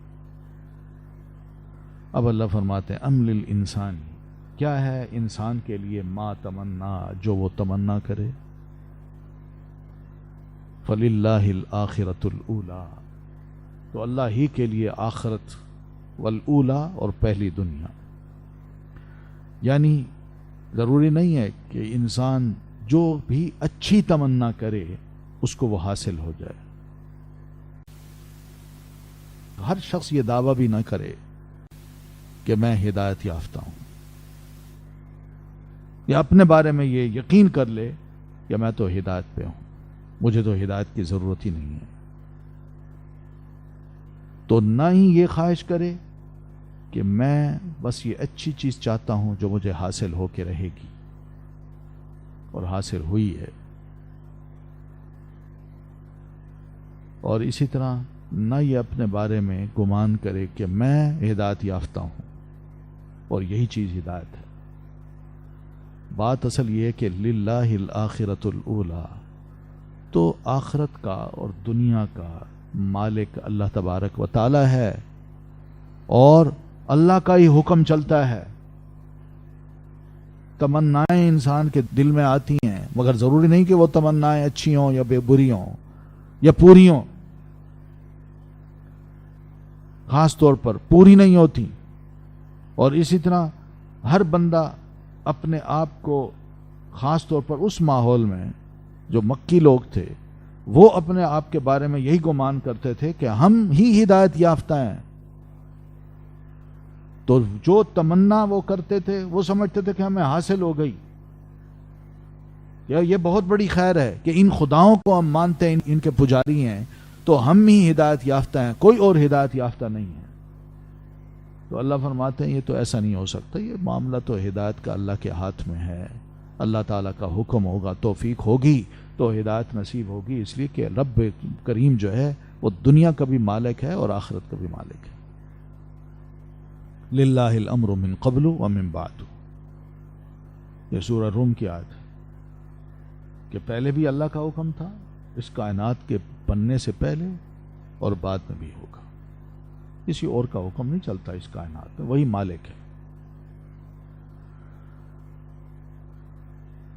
پھر فرمایا وَكَم مِّن مَلَكٍ، اور کتنے ہی فرشتے ہیں فِي السَّمَاوَاتِ، آسمانوں میں، لا تغنی، نہ کام آئے گی، شفاعتہم، سفارش ان کی، شیئن، کچھ بھی.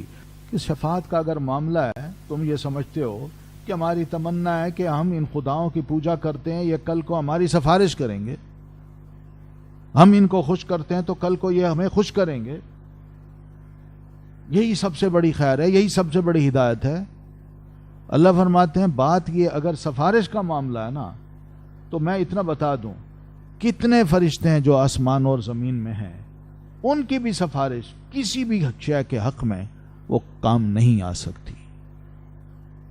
وہ نہیں کر سکتے سفارش. اگر ان کی سفارش ہو بھی صحیح تو اللہ تعالیٰ نے وہ سننی نہیں. ہاں اگر سننی ہے تو کب؟ الا من بعد ان یأذن اللہ، اگر اللہ اس کی اجازت دے دے کہ ہاں بھائی تم سفارش کر سکتے ہو.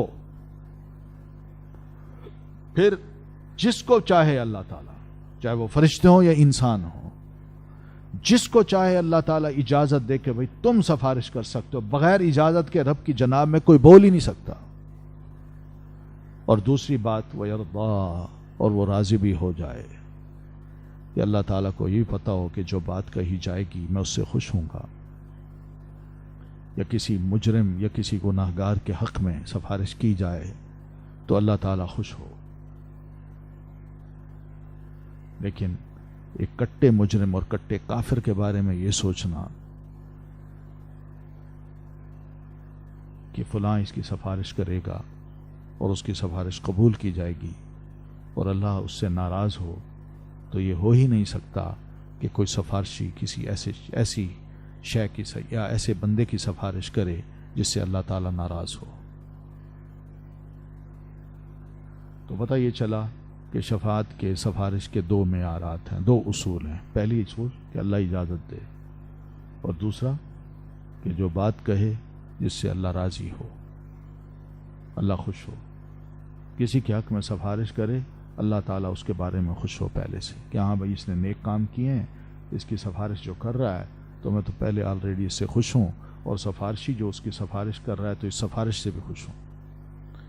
تب تو وہ شفاعت چلے گی، سفارش چلے گی، ورنہ بالکل کسی کی بھی جرت ہی نہیں ہوگی کہ رب کی جناب میں کوئی سفارش کر سکے. ان الذین، بے شک وہ لوگ، لا یؤمنون جو نہیں ایمان لاتے بالآخرتی آخرت پر. یہاں بتایا اللہ تعالیٰ نے کہ مشرکین نے فرشتوں کے کچھ نام رکھے اور نام بھی عورتوں والے. وہ سمجھتے تھے کہ یہ اللہ کی بیٹیاں ہیں اس لیے بیٹیوں کے نام عورتوں والے ہی رکھیں. تو جب انہوں نے کہا کہ اللہ کی بیٹیاں ہیں تو ہر ایک نے ان میں سے ہر فرشتے کو یہ کہہ دیا کہ بیٹی ہے, تو یہ بیٹی کہنا جائے یہی نام ہے. تو یہ آخرت پر جن کا یقین نہیں ہے کہ ہم نے مرنا ہے, مر کے دوبارہ اٹھنا ہے, تو یہ لوگ کیا کرتے ہیں, فرشتوں کو مؤنث نام دے دیتے ہیں اور کہتے ہیں یہ اللہ کی بیٹیاں ہیں. تو ان بیٹیوں کے نام سے نا لوگوں کے دلوں میں ایک قسم کا نا یہ خیال پیدا کیا ہے کہ بیٹیاں باپ کو بڑی عزیز ہوتی ہیں, اس لیے بیٹیوں کے بت بناؤ, لات منات اور عزا ٹائپ کے, اور ان کو مختلف مقامات پہ نصب کرو, ان کی عبادت کرو, یہ اللہ کی پیاریاں ہیں اور اللہ ان کی سنے گا. دنیا میں ایک باپ جو ہے نا وہ اپنی بیٹی سے کتنا پیار کرتا ہے. تو یہ تو خیر ایک اصول انہوں نے بنا دیا, مگر اللہ تعالیٰ نے بتایا کہ تم نے نام تو اللہ تعالیٰ کی بیٹیوں کے مؤنث نام چن لیے اور اللہ کے لیے بیٹیاں پسند کر لی اور اپنے لیے بیٹے پسند کرتے ہو. تم بھی اگر اپنی بیٹیوں سے اتنی محبت کرتے ہوتے تب تو تمہیں زیب دیتا تھا, مگر تمہاری حالت تو یہ ہے کہ بیٹیوں کا نام لیا جائے کہ تمہارے گھر میں بیٹی پیدا ہوئی ہے تو یہ خوشخبری نہیں ہوتی تمہارے لیے, ایک بہت بڑی مصیبت کی خبر ہوتی ہے جو بم بن کر تم پر ٹوٹتی ہے اور تم اس کو تسلیم کرنے کو تیار نہیں. اور ادھر حالت یہ ہے تمہاری. تو اللہ فرماتے ہیں وَمَا لَهُمْ بِهِ مِنْ علم, نہیں ہے ان کے پاس کوئی علم اس کا, إِن يَتَّبِعُونَ إِلَّا الظَّنَّ, نہیں وہ پیروی کرتے مگر گمان کی. اصل بات یہ کہ انہوں نے جو دعویٰ کیا ہے کہ یہ اللہ کی بیٹیاں ہیں, کوئی ان کے پاس مستند علم نہیں ہے, صرف گمان ہے, گمان, ظن. یہاں ظن علم کے مقابلے میں ہے. علم ایک حقیقی علم جس کو حق کہتے ہیں, تو حق کے مقابلے میں ظن جس کی کوئی بنیاد ہی نہیں, کوئی حقیقت نہیں ہے. تو یہ صرف اور صرف ظن کی جس کی کوئی حقیقت نہیں اس کی پیروی کر رہے ہیں.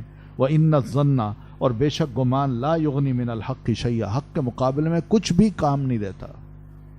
حق کے پاس دلیل ہوتی ہے, حق ٹھوس علم ہے, حقیقی علم ہے, جبکہ اس کے مقابلے میں جو ظن ہے وہ ٹھوس نہیں ہے, محض اندازے ہیں, گمان ہے, کوئی علم نہیں ہے اس کے پیچھے.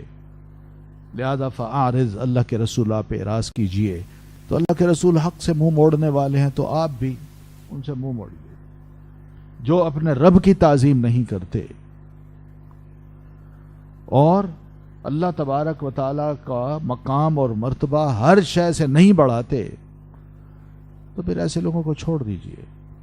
یہ لوگ دنیا کے بندے ہیں, اللہ کے پاس جو کچھ آخرت کی نعمتیں ہیں یہ اس کے طالب نہیں ہیں, بلکہ یہ چاہتے ہیں کہ میں دنیا کی حیات, دنیا کی جو زندگی ہے اس کے اندر جو کچھ اللہ تعالیٰ نے خوبیاں رکھی ہیں, زینت رکھی ہوئی ہے, وہی ہمیں نصیب ہو جائے.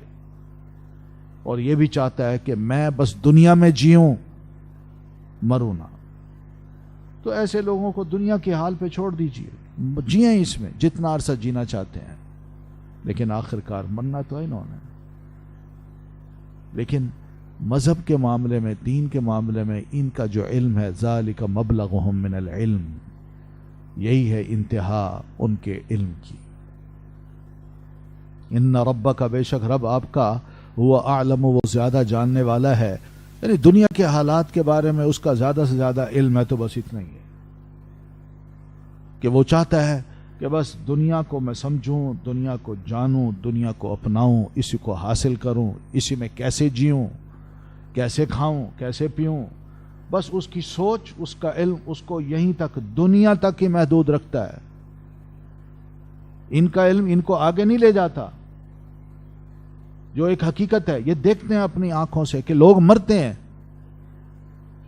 اور دفناتے ہیں ان کو, بس یہ کہتے ہیں مر گیا, اس کے بعد کا کوئی علم ہمارے پاس نہیں اور نہ ہم جاننا چاہتے ہیں نہ قبول کرنا چاہتے ہیں. بس دنیا یہی ان کا علم ہے. یا پھر اس کا مطلب یہ بھی ہے کہ اللہ تعالیٰ نے ان کے عقلوں کا رونا رویا ہے کہ اتنی چھوٹی سوچ ہے ان کی. یعنی انہوں نے آخرت پر دنیا کو ترجیح دے دی. کیا عقل یہ فیصلہ کر سکتی ہے؟ ذالک مبلغہم من العلم، یہی ہے انتہا ان کے علم کی. یقین مانو کہ ان ربک هو اعلم، آپ کا رب ہی سب سے زیادہ جاننے والا ہے، بمن ضل عن سبیلی، اسے جو بھٹک گیا اس کے راستے سے. اس لیے ایک حدیث ہے، جناب ابو ہریرہ رضی اللہ تعالیٰ عنہ روایت کرتے ہیں، صحیح ابن حبان میں یہ حدیث ہے کہ آپ صلی اللہ علیہ وسلم فرماتے ہیں ان اللہ، بے شک اللہ تعالیٰ، یبغض، ناراض ہوتا ہے، کل جعذری، ہر اس کرخت، بد مزاج، درست مزاج، متکبر انسان کو، جوازن، جو خیر کو نہیں بانٹتا بلکہ روکتا ہے، بلائی کو آگے نہیں دیتا بلکہ کنجوس ہے، اپنے پاس ہی اس کو محفوظ رکھتا ہے. پھر سخاب فی الاسواق، بازاروں میں شور مچانے والا، چیخنے والا انسان، ایسے بندے کو بھی اللہ بالکل پسند نہیں کرتا. جیفتم باللیل، اور رات کے وقت اس کی حالت یہ ہوتی ہے جیسے ایک مردار ہے. یعنی رات آتی ہے تو وہ بیڈ پہ جب سوتے ہیں تو اتنے غافل ہو کے سوتے ہیں جیسے ایک مردار، مری ہوئی شے پڑی ہوئی ہے، یا یوں سمجھے کہ خشک لکڑی ہے جو بیڈ پہ پڑی ہے. اور پھر حمار بالنہار، جب صبح ہوتی ہے تو گدھے بنے ہوتے ہیں، دن کو گدھوں کی طرح ہوتے ہیں. گدھا کیا کرتا ہے؟ چیختا ہے بلند آواز سے، شور مچاتا ہے، اپنی اہمیت یوں جتاتا ہے کہ دنیا میں وہ اپنے وجود کو بتا سکے کہ میں جی رہا ہوں، میں زندہ ہوں، میں ہوش میں ہوں. لیکن برتری ثابت کرنے کے لیے ساری حرکتیں اس کی گدھوں جیسی ہوتی ہیں. ایسا احمق قسم کا انسان ہوتا ہے. تو آپ فرماتے ہیں عالم بامر الدنیا، ایسا شخص جو ہے وہ دنیا کے معاملات کے بارے میں تو خوب ماہر ہے، خوب جانتا ہے، لیکن جاہل بامر الآخرہ، آخرت کے معاملے میں بالکل زیرو ہے، صفر ہے، کوئی معلومات اس کے پاس نہیں، جاہل ہے. یعنی یہ نہیں ہے کہ وہ علم حاصل نہیں کر سکتا، بلکہ حاصل ہی نہیں کرنا چاہتا، ماننا ہی نہیں چاہتا کہ میں آخرت کو مانوں. تو بہرحال یہ ایک حقیقت ہے کہ پیارے رسول صلی اللہ علیہ وسلم یہ بھی فرماتے ہیں ان اللہ تعالی یبغض کل عالم فی الدنیا جاہل بالآخرہ، اللہ تعالیٰ ہر اس نالج والے سے نفرت کرتا ہے جس کو صرف دنیا کا تو نالج ہو مگر آخرت کے بارے میں بالکل جاہل ہو. تو بھئی تم نے علم حاصل کیا، اپنی ساری کوششیں اس پہ لگا دی کہ دنیا کو میں جانوں، کیسے جینا ہے، کیا کمانا ہے، کیا پڑھنا ہے، کیا بڑا بننا ہے، اس کے لیے تو تمہاری ساری غرض و غایت تھی، اسی کے لیے جیے، مگر آخرت کے بارے میں تمہاری کوئی کوشش نہیں. تو ایسے بندے سے اللہ تبارک و تعالیٰ سخت ناراض ہوتا ہے. تو یہ ہے، اللہ ہی جانتا ہے کہ اس کی راہ پہ کون ہے، کون اس کے دین سے یعنی لگاؤ رکھتا ہے، کون دین کو پسند کرتا ہے اور کون دین سے پرے ہٹتا ہے. اللہ کو پتہ ہے، وَهُوَ أَعْلَمُ بِمَنِ اهْتَدَىٰ، اور اس کو یہ بھی پتا ہے کہ ہدایت یافتہ کون ہے. انسان یہ دعویٰ نہ کرے کہ میں بڑی ہدایت پہ ہوں. چلے کافی. سبحانک اللہم وبحمدک، اشہد ان لا الہ الا انت، استغفرک واتوب الیک.